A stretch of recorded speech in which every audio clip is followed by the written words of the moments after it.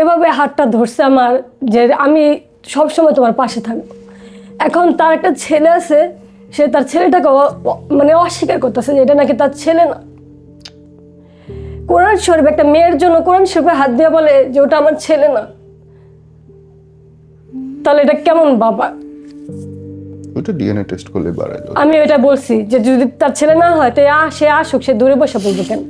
সে DNA test করে দেখবো যে এটা ছেলে কিনা। কিন্তু সে এইভাবে গেমটা খেললো যে এই যে অসহায়ত্বের হাত, মানে সে এটা কাবু করে। বাচ্চা নেওয়া ঠিক হয়নি। 18 সালে বিয়ে হইলো, 21-এ আপনার কাছে সেকেন্ড টাইম আসলো বিদেশ থেকে। আপনি ওনার বউ আছে এটা জানছেন কবে? ওরে আমি মাথায় হাত দিয়ে জিজ্ঞেস করছি তুমি কি ম্যারিড, তখন সে স্বীকার করছে। তাহলে আপনি কয় নম্বর বউ হলেন? আমি তো জানতাম আমি দ্বিতীয়, হয়তো বা আমার পরে করছে, কিন্তু তারা বলতেছে তারা যে আমি তৃতীয়। আমি কোনো ফ্রেন্ডশিপ করি না, কারণ একটা ডিভোর্সি মেয়ে কোনো ফ্রেন্ড হয় না, তাদের নজর কিন্তু অন্যরকম থাকে, এই জন্য আমি কোনো ফ্রেন্ডশিপও করিনি কখনো। দিন 3 ঘন্টা মানে 3 ভাগ করে 3 বউয়ের কাছে থাকতো প্রতিদিন। আল্লাহ মাফ করো তো। সে তো এরকম জালিয়াতি করে দুইটা বিয়ে করে সে কুমার সাজে, তারপরে মেয়ে কুমারী, 3 নাম্বার সে হাজবেন্ড সে কুমারী সাজছে, তাদের কাবিনের ভিতরেও আছে, বুঝছেন? যে সে কুমারী, এটা কিভাবে হয়?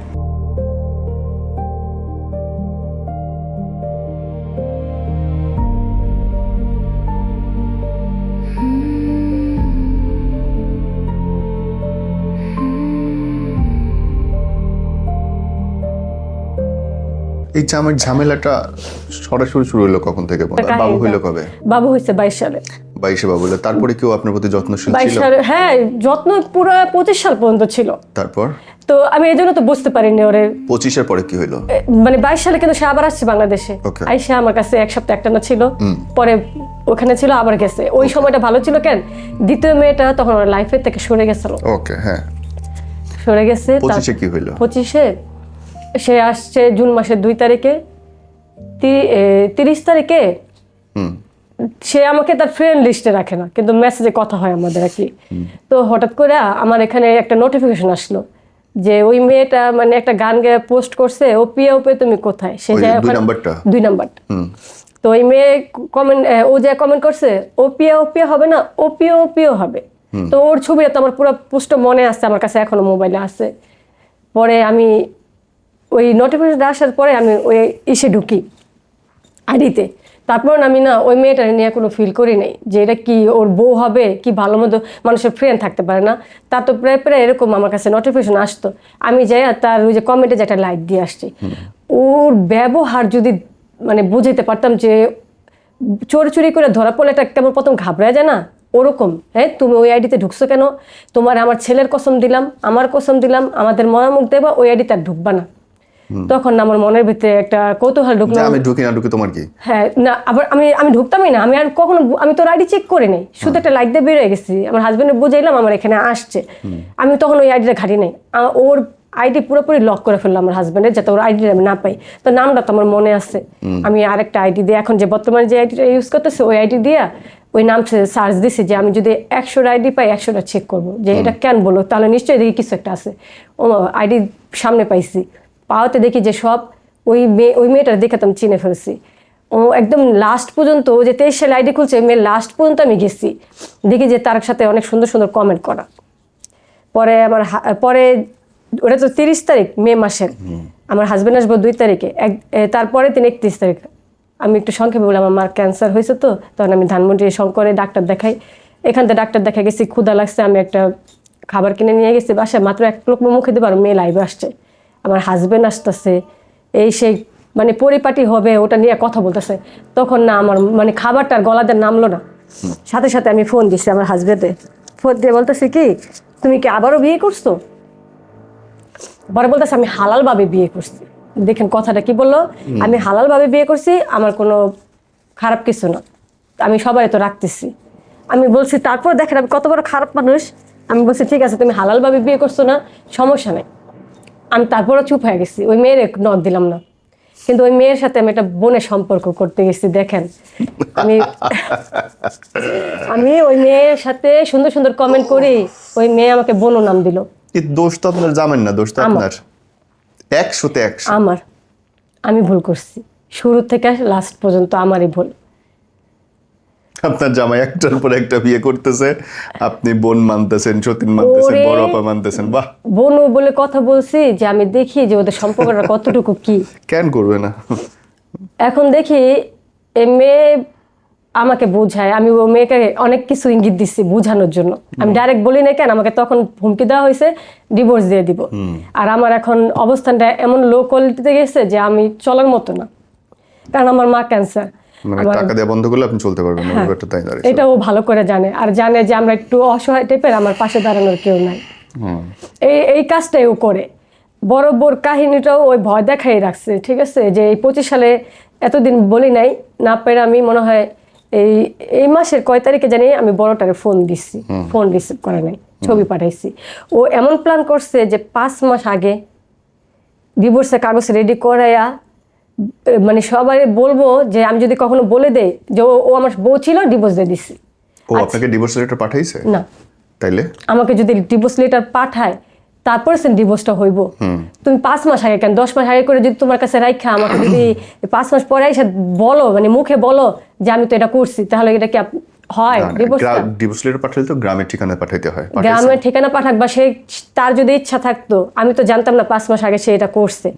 সে তো চাইলে পারতো যে তুমি বাবুর ঠিকানাটা দাও, আমি বাবুর জন্য কিছু পাঠাইছে না, একটা সময় তো অনেক কিছু পাঠাইছে, তাহলে কি আমি ঠিকানাটা তাকে দিতাম না?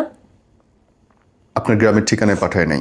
না, আমি যে এলাকায় 4 বছর আগে থেকে ছেড়ে চলে গেছি, ওই এলাকায় যদি উনি পাঠায় বলে যে অসম্পূর্ণ ঠিকানা, সেটা তো আমার কিছু জানা নাই, সে তো আমাকে বলেই নাই। না, তাইলেও ডিভোর্স হয়ে যাবে।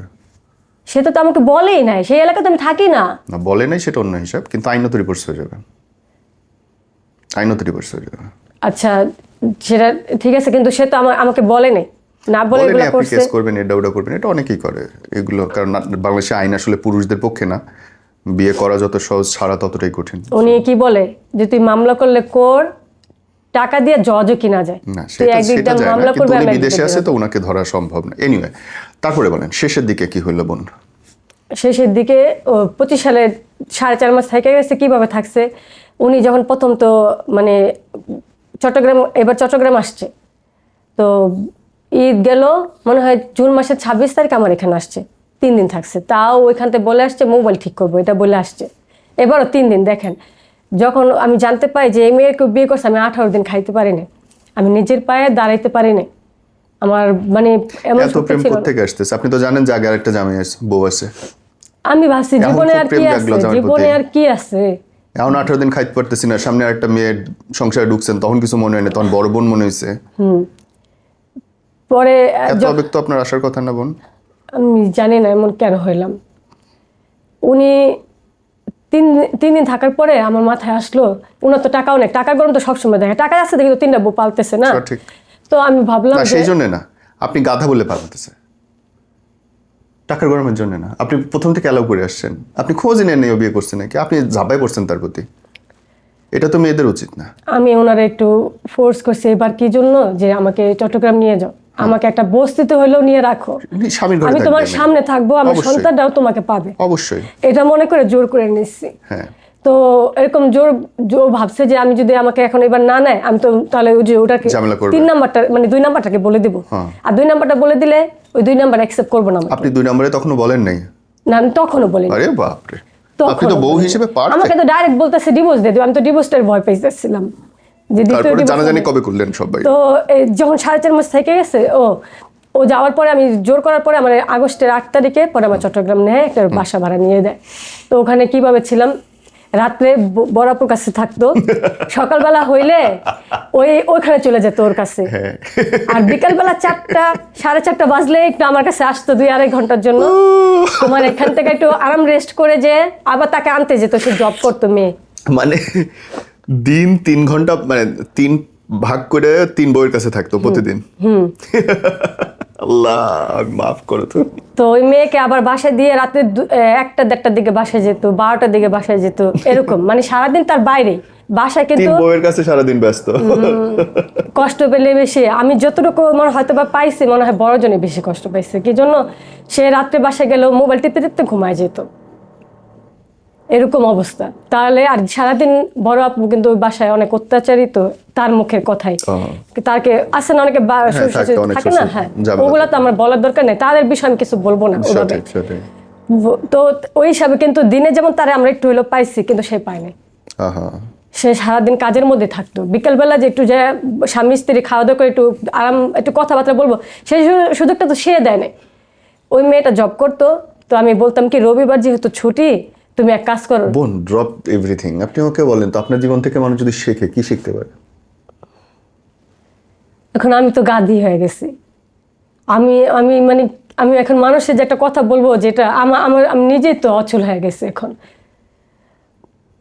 আমি বলছি একটা সপ্তাহে একটা দিন বন্ধ থাকে, তুমি একদিন বড়াপুরে নিয়ে যাও, একদিন আমাকে নিয়ে যাও। বড়াপুর ঘরে তো একটা ছেলে সন্তান আছে, বাইক থাকলে বাবার খুশি হয় না ছেলেরা? আমার ছেলে তো পাগল, বাইক পাগল। সে ওই একটা দিনও ওর সাথেই থাকবো। 2 নম্বরটার সাথে? 2 নম্বরটার ওটা সাথে। নিশ্চয়ই বাচ্চা নেই। না, ওটা 3 নাম্বার বিয়ে, ওরও 3 নাম্বার বিয়ে, ও মেয়েরও 3 নাম্বার এটা বিয়ে। 2 নম্বরটা তো বাচ্চা নেই। বাচ্চা নেই, বাচ্চা হয় না। কেমনে বুঝলাম বলেন? ও মেয়ের সাথে আমি কথা বলছি না। আমি কেমনে বুঝলাম যে ওটার কাছে থাকে বেশি? ওই যে বাচ্চা নাই শুনছি এখন। বাচ্চা তাহলে তো এইটা যদি হয় তাহলে তো কোনো মেয়ে বাচ্চাই নেবো না বিয়ের পরে। এইটা ছেলেদের একটা বড় ঝামেলা, ওরা বোঝে না এবং অমানুষ পশু হয় অনেক। উনি তো বলে যে ওনার মেয়ে সব সময় লাগে, তাহলে উনি কি একটা ওই আনমেরিড মেয়ের প্রতি দুর্বল নাকি বিবাহিত মেয়ে? তাহলে তো আমি তো ডিভোর্সে ছিলাম, সে আমার কাছে সাইডে কেন আপনার তো আসলো? বাচ্চা ছিল। আমার কাছে কেন আসলো? মিথ্যার অসহায় নিল কেন? আপনি গেলেন কেন? একটা মেয়ে সে তো বিয়ে বলে করার টাকা আগে, দিয়ে অনেক মেয়ে ইউজ করে, তাহলে তো সে আমার বিয়ে করার কোনো কথাই না। একটা মেয়ে দেখেন, ছেলেদের জন্য বিয়ে চারখানু করতে পারে, কিন্তু একটা মেয়ে যখন বিয়ে করতে যাবে তখন তার ঘর বাড়ি দেখবে না, এটা কেমন কথা? যদিও আমি একটা বিয়ের পক্ষে সবসময়, কিন্তু এটা অন্যায় হয়েছে বোন। শুরু থেকে এখন পর্যন্ত যতগুলো ঘটনা বললেন, আমি দেখি 100-এ দোষ আপনার, এবং দোষ আপনার না, অ্যাকচুয়ালি আপনার অসহায়ত্বের। কারণ আপনার অর্থনৈতিক কোনো নিরাপত্তা নেই। আপনি যদি আজকে 10 লাখ টাকা ইনকাম থাকতো মাসে, আপনি এই বিপদে পড়তেন না। আমি কাজ করছি, ভালোই কাজ, আমার টাকা পয়সা আলহামদুলিল্লাহ ভালোই জমাইছি। স্বামীকে সব বলে, কারণ আমার তো একটা মেয়ে ছিল, আমার তো ওই চিন্তাটা করতে হয়েছে। অবশ্যই। তাকে আমি বলতাম যে আমি 5,000 টাকা স্যালারি পাই। একটা এনজিওতে যেহেতু 14 বছর চাকরি করছি, তাহলে আপনার মনে হয় যে আমি 5,000 টাকা স্যালারি পাইছি? জি। আমি স্যালারির সবকিছু নিয়ে আসছি, আপনি দেখবেন নিজের চোখে আমি একটা মেয়ে হয়ে কত টাকা কামাইছি। আলহামদুলিল্লাহ। আমার বাবা থাকতেও নাই বলতে আমার বাবা একটা বিয়ে করছে। ও বাবা। এই জন্য আমরা তো 4টা ভাই বোন। নিজেরটা নিজে দেখতে হয়েছে। আমার মাটা আমার সাথে থাকে, বুঝছেন তো। বোন, আমি শেষ করবো, আমি ওই গল্পে যাইতে চাই না। আপনি এইটুকু বলেন যে যারা দেখতেছে তারা কিভাবে সতর্ক হইতে পারে এবং তাদের জীবনে আপনার থেকে কি শিখতে পারে? ওই যে এটাই আপুরা, কখনো কারো মিষ্টি কথায় গলবেন না, আগে যাচাই করবেন যে সে যেটা বলতে সেটা সত্য কিনা। এটাই আমি চাইবো, কারণ ওই ভালোবাসা বলতে কিছুই হয় না। এভাবে হাতটা ধরছে আমার, যে আমি সবসময় তোমার পাশে থাকবো। এখন তার একটা ছেলে আছে, সে তার ছেলেটাকে মানে অস্বীকার করতেছে যে এটা নাকি তার ছেলে না। কোরআন শরীফ একটা মেয়ের জন্য কোরআন শরীফে হাত দিয়ে বলে যে ওটা আমার ছেলে না, তাহলে এটা কেমন বাবা? ওটা ডিএনএ টেস্ট করলে বাড়ায় যাবে। আমি এটা বলছি যে যদি তার ছেলে না হয় তো সে আসুক, সে দূরে বসে বলবো কেন? সে ডিএনএ টেস্ট করে দেখবো যে এটা ছেলে কিনা। কিন্তু সে এইভাবে গেমটা খেললো যে এই যে অসহায়ত্বের হাত, মানে সে এটা কাবু করে। অন্তত বাচ্চা নেওয়া ঠিক হয়নি। তোমার ভালো লাগতেছে না, তুমি বেবি না নিতা, বাচ্চা হওয়ার আগে ছাড়াছাড়ি হয়ে যেত, কোনো অসুবিধা আর নেই। সে কিন্তু একটা মেয়ে বাবুর জন্য অনেক পাগল ছিল। এই নিয়ে বোন শেষ করে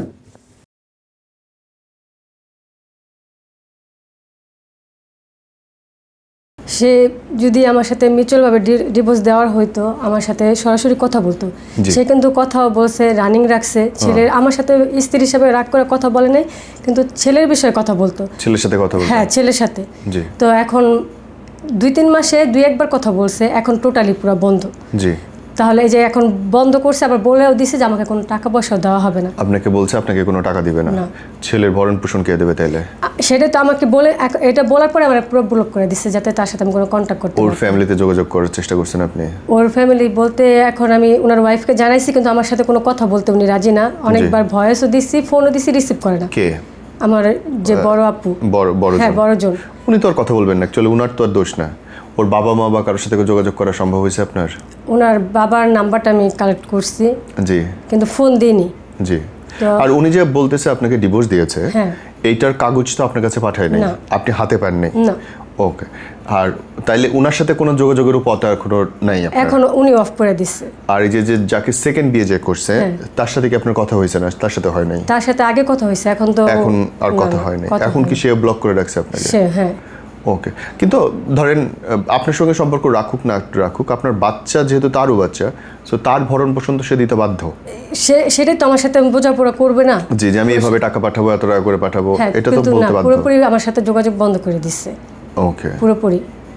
আপনি কি আইনগতভাবে কোনো উকিল নোটিশ দিচ্ছেন বা কেসে দিচ্ছেন আমি তাকে? করি না, কিন্তু আমি মানে এখন তো আমার করতে আর তো হবে। উপায় নেই। আমার তো উপায় নেই যে মাস শেষ হইলে আমার বাসা খাই ভাড়াটা না কে খাই দিবে? আমার তো বাসা ভাড়া দিতে হবে। সঠিক। তো তার চেয়ে বড় কথা, বাচ্চাটার দায়িত্ব তো বাবার। হ্যাঁ, So, আর সে তো দেখতে বাধ্য। সে যদি যেমন অস্বীকার করে, তাহলে সেটাও তো তার প্রমাণ করার রাস্তা আছে, যেহেতু আমি তো গরিব। ডিএনএ টেস্ট তো এখন 1 হ্যাঁ, মিনিটের আমি তো গরিব, আমার তো সম্ভব না। সে তো পয়সাওয়ালা, জি। সে বলতেছে, তাহলে সে করুক আইসা। তার করা লাগবে না, আপনি কেস করলে আদালত থেকেই করায় দিবে, আদালত থেকে ডিএনএ আমি টেস্ট করায় পর্যন্ত দিবে। যেতে চাই না, কিন্তু সে ইচ্ছাকৃত, আমি তারে আমি অনেক সম্মান করছি, কারণ সে তো আমাকে কোনো দিক দিয়ে রাখে না। এখন সে আমাকে বুড়ি এটা সেটা অনেক খারাপ কথা বলে, কিন্তু তার কাছে কোনো প্রমাণ নেই। সে এত বড় একটা হিটলারি করছে। আরেকটা কথা বলি, মেয়েটাকে জানানোর জন্য দ্বিতীয় সেকেন্ড যে ওকে জি, আমাকে ফ্রেন্ডের মতো রাখছে। বউ ছিলাম ঠিক আছে, ফ্রেন্ড বলতে কি বোঝায়, যে তার A to Z সব আমার কাছে শেয়ার করছে। ওকে, এমন কোনো কথা নেই, না জানি জি। এই মেয়ে নাকি সে বাইরে থাকলে বাজে জায়গায় যায়। আর ও একটা মেয়ে, আমি নিজের চোখে দেখি না, আমি এটা মানে বলতে পারবো না। ওনার সেকেন্ড বউকে নিয়ে উনি হ্যাঁ বলছেন? হ্যাঁ, আচ্ছা। আমার কাছে সব ডকুমেন্ট আমি নিয়ে আসছি, সব যে কথা বলছে না, ভয়েস, জি, এই যে জি। মেসেজ করছে, এগুলো সব আছে। যে তুমি ওর কাছে ওর কোয়ালিটি সাজবা, ওর মেন্টালিটি সাজবা, তাহলে ও তোমার কাছে সব শেয়ার করবো। কথা দিয়ে কথা নিতে বলছে, কারণ আমার বোন ডাকছে। জি। তাহলে আজকে সে যদি তারে সন্দেহ করে, তারা খারাপ ভাবে আমার ছেলের মাথায় হাত দিয়ে বলছে, ওর ভিতরে কিছু একটা আছে, এমনকি ওরে ঘুমের ওষুধ খাওয়াইছে। কাকে? আর মোবাইল চেক করবো, দ্বিতীয় বউ যে আচ্ছা, ঘুমের ওষুধ খাওয়াই মোবাইল চেক করে ওর কাছে কিছুটা পাইলে আমি ওর ডিভোর্স দিয়ে দিব। Okay. তাহলে আজকে কেন আমার সংসারটা ভাঙলো? আমি কি কোনো খারাপ কিছু করছি? তাহলে সেটা সে প্রমাণ দেখ, তাহলে আমার একটা বিচার করে করে আপনার অপরাধ থাকলে সেটা তো হয় মানুষের কাছে, পরিবারের মানুষদের কাছে বলবে হ্যাঁ, যে বউ এটা করছে, অথবা না হইলে সর্বোচ্চ আদালতে যাবে। কিন্তু হুট করে তো নাই হয়ে যেতে পারে না। নাই হয়ে যে গুম হয়ে গেল পুরা। তাহলে সে তো আমাকে ব্যবহার করলো। সঠিক। তাহলে এই লোকটার তো একটা শাস্তি হওয়া উচিত, আমি তার কিছু করতাম না। কিন্তু সে তো আমার একদিক দিয়ে মারে নেই। সে ভাবতেছে আমি বারবার এভাবে বুঝাইছি, আমি তো সুযোগ চাইছি, আমি মেয়ের কাছে মাপ চাইছি যে দেখো, আমার একটা সন্তান না থাকলে আমি 3টা সংসার কেউ কোনো থাকে না, আমি এই সরে যেতাম, তোমার বলতে হতো না। যেহেতু সন্তানটা আছে, তুমি আমার মাইনা না, তুমি যদি আর বারবার বলো আমি ডিভোর্স দিব, তাহলে ও কিন্তু আমার রাখবো না। আপনাদের যে বিয়ের কাগজপত্র সেগুলো তো আপনার কাছে আসছে? হ্যাঁ, সব আছে। এবং বিয়ের রেজিস্ট্রেশন পেপার হ্যাঁ, হ্যাঁ। সব আছে? ওকে, তাহলে তো আপনার জন্য আইনি হেল্প পাওয়াটা সহজ হবে। হ্যাঁ, এখন আমি ওটা করতে তো বাধ্য হব, কিছু করার নেই। কিন্তু আমি সন্তানের দায়িত্বের জন্য তো আপনি এটা করতে বাধ্য হবেন, নাহলে ওর ভবিষ্যৎটা করতে কে? তার মধ্যে সে তো এরকম জালিয়াতি করে দুইটা বিয়ে করে সে কুমার সাজে, তারপরে মেয়ে কুমারী, 3 নাম্বার সে হাজবেন্ড সে কুমারী সাজছে, তাদের কাবিনের ভিতরেও আছে, বুঝছেন, যে সে কুমারী। এটা কিভাবে হয়? তারপরে 16 সালে মেয়েকে সে বলতেছে বিয়ে করছে। আবার আমার হাজবেন্ড, আমার যে ফ্রেন্ড হিসাবে সব বলছে না, এই মেয়ের তখন হাজবেন্ড ছিল। তাহলে এটা কি ইসলামে জায়েজ আছে যে একটা হাজবেন্ড থাকা অবস্থায় আরেকটা স্বামীর পালা? তাহলে তাদের এই বিয়েটা বৈধই হলো কিভাবে? আমরা তো ধর্ম ব্যবহার করি বোন, সবাই নিজেদের স্বার্থে। ধর্ম ব্যবহার করলে আপনি তো আপনার জামাইরে কইতেই পারেন না যে তুমি 3টা বিয়ে কেন করলে, কারণ ধর্মে ওটা জায়েজ আছে। ওইটা আপনি মানবেন না, এইটা আপনি মানবেন। আমরা সবাই, আপনি একা না, আমরা সবাই ধর্ম মানে নিজেদের সুবিধার জন্য, যেটুকু মানলে আমার লাভ হয়। তো মানে এখন তাহলে আপনার হাজবেন্ড যদি এই ভিডিওটা নিশ্চয়ই দেখে, উনি বিদেশে থাকলেও তো দেখবে, যদি দেখে তার জন্য আপনার কি বলার আছে বলেন? আমি বলবো যে আমি ভুল করছি, আমি কিন্তু তোমার কাছেও মাপ চাইছি, আমি চাইছি তো, যেহেতু মাপ চাইছি, আমি ভুল করলে মানুষ একটাবার সুযোগ দেয়, তুমি আমার ওই সুযোগটা দাও নাই। ভুল আমি করি নাই, তুমি আমার সন্তানের কোরআন শরীফ চেয়ে কসম করছো, এটা আমি মেয়েটাকে বলছি যে এটা আমার সন্তান, মানে এটা তার সন্তান, আমি তার ওয়াইফ, এইটাই আমার ভুল, আর আমার কোনো ভুল দেখাইতে পারবো না। তাই এটার জন্য আমার এই শাস্তিটা দেওয়া তোমার ঠিক হয় না, যে ডিভোর্স, তাও নিজে নিজে রাখছো মনের মধ্যে। তুমি তো আমার সাথে মানে সবসময় কথা বলে গেছো, আমার সাথে না হোক ছেলের জন্য বলছো। আমার সিম খোলা ছিল, আমাকে কোনো উকিলও ফোন দেয় নাই, আমাকে কোনো কোথা থেকে খুব ফোন আসে না যে আপনার ডিভোর্স হয়েছে। আমি কোনো নাম্বার বন্ধও করি নি, আমি ভাইয়ের কাছে ডকুমেন্ট দিয়ে যাব। তাহলে কেন আমাকে এই শাস্তিটা দিলা? আমাকে বলে দিতা, 8টা বছরের সংসার ছিল, আজ পর্যন্ত তুমি কোনো খারাপ বলো না আমার নামে, তাহলে আমি কি দোষ করছি? আমার সাথে যোগাযোগ করো, আসো, সামনাসামনি মিউচুয়াল করো। আল্লাহ রাখো না রাখো, আমি তো জোর করে তোমার ভাত খাইতে পারবো না। যদি না রাখারও হয়, সামনাসামনি আইসা যেটা ভালো হয় ওটা করো, এটাই তোমার কাছে আমার চাওয়া। সন্তানটা তোমার, তুমি জানো সন্তানটা তোমার জন্য কতটুকু পাগল, তুমিও সন্তানের জন্য কতটুকু পাগল, সব আছে। তুমি এখন হুট করে সন্তানের পর্যন্ত ভুলে গেল, এটা তো মানা যায় না। আমি তো একটা মা, আমার মার ক্যান্সার, তুমি জানো। আমি চাকরি করবো এখন কিভাবে? আমি মাপ চাইছি, দুজনের কাছেই চাইছি। আমি অমন অন্যায় করি নাই যে তুমি আমার এত বড় একটা শাস্তি দিবা। তারপর যদি দিতেই হয় আসো, আয়শা বাবুর একটা ফিউচার আছে, বারবার রিকোয়েস্ট করছি বাবুটার কথা চিন্তা করো। এগুলো আমি বলতে চাই না, তোমার জন্য বলতে বাধ্য হয়েছি, কারণ তুমি সত্যি সত্যি পুরোপুরি একদম গুম হয়ে গেছো। আমি সন্তান নিয়ে কোথায় যাবো এখন? কিছু যারা ভিক্ষা করে তারা হাত পাইতে ভিক্ষা করতে পারে, আমি তো ওই কোয়ালিটির এখন পর্যন্ত যাই নাই। যাইতে হলে যাবো, ওটা আল্লাহ ভালো জানে। কিন্তু যত পর্যন্ত আসো তত পর্যন্ত তোমার দায়িত্ব, ওটা তুমি পালন করো, এটুকুই চাইবো আমি। যদি নামের উপরে রাখতাম আমার, আমি সেটাও থাকতাম যে আমার কাছে তোমার আশা লাগবো না, শুধু তোমার নামের উপর রাখো। যে আমি তোমার এটাও রিকোয়েস্ট করছি যে আমি তোমার নামের উপর মরতে চাই, যেন দ্বিতীয়বার বিয়ে মানে ডিভোর্স হয়েছে এই দাগটা আমার মানে কলঙ্ক না আসে। তোমার এটা করা উচিত হয় না কেউ। তুমি নিজের বিবেক কখনো মানে করতে পারবে না যে তুমি আমার সাথে অন্যায় করো নাই, কোনো মাফ করতে পারবে না। আমি শেষ করতে চাই, শেষে শুধু বলতে চাই, দেখেন হাজব্যান্ড ওয়াইফের ঝগড়া হইতে পারে, মারামারি কাটাকাটি সব হইতে পারে, কিন্তু যখন বাচ্চা আসে তখন আমি সেখানে ডিভোর্সের বিপক্ষে। বাচ্চাটা ও তো টপাস করে এসে পড়ে নেই, আপনারা হাজব্যান্ড ওয়াইফ মিলে আনছেন। সো ওই বাচ্চার প্রতি আপনাদের দায়িত্ব আছে, এবং মাদের যতখানি দায়িত্ব বাবাদের দায়িত্ব তার চেয়ে বেশি। বাচ্চার জন্য হইলেও কথা না বলুক, সংসার না করুক, একসাথে থাকা জরুরি। সন্তানের পরিচয় জরুরি, ওর বড় হওয়া জরুরি, এবং যেই সন্তানকে আল্লাহ আপনাদের মাধ্যমে দুনিয়ায় আনছে তার প্রতিটা মোমেন্টের দায়িত্ব আপনাকে নিতে হবে যদি আপনি মানুষ হন। সো শুধু ওনাকেই না, যে কোনো মা বাবাকে আমরা রিকোয়েস্ট করতে চাই, কোনো রকমের বাচ্চা হয়ে গেলে ডিভোর্সে যাওয়া যাবে না, যাবে না, যাবে না।